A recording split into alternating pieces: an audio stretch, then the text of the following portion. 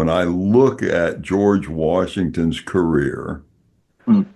the swords that are on display that we call George Washington swords were decorations to his uniform. It's unlikely he ever pulled it out of the sheath and whacked on anyone. Now, early in his career, he did whack on people and get shot at and had bullets in his clothes and all that stuff when he was a peon. But when he was Yeah. running the Revolutionary War, I don't think those swords ever came out in anger. So are these swords really functional when you look at them?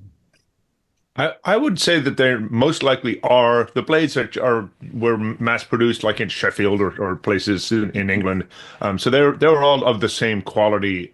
It's just where you put the jewelry at the top is where it's sticking out of the scabbard all the time. And so that's, you can make that so beautiful that it's not really all that functional. You can have some really wasp wasty little bits and make it out of stuff that may be a little more brittle than something else.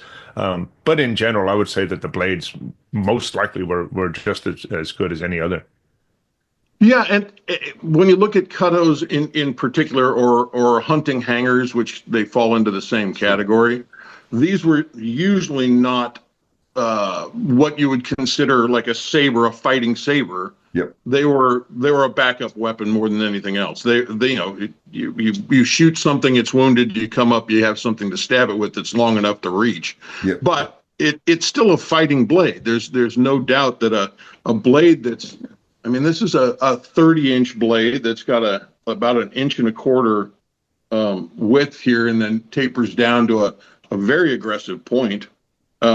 There's enough hand protection that a blade's not going to come down and hit your hand. So that's been designed into the guard itself. So yeah, is it a fighting blade? I think 100% it's a fighting blade. But at the same time, there are military blades that give you a lot more hand protection, and then maybe a couple more inches of blade and a little bit more weight to impact a cut. But it would certainly be a comfortable sword. I mean, as swords go, it would be a comfortable sword to wear. There's not a lot of hardware on it to hang up on wandering through the bush or anything else. I mean, yeah, when you play with swords, you find out how much they get in your way. Yeah. So having something that's lighter, leaner, that will hang a little closer to the body becomes a factor in design.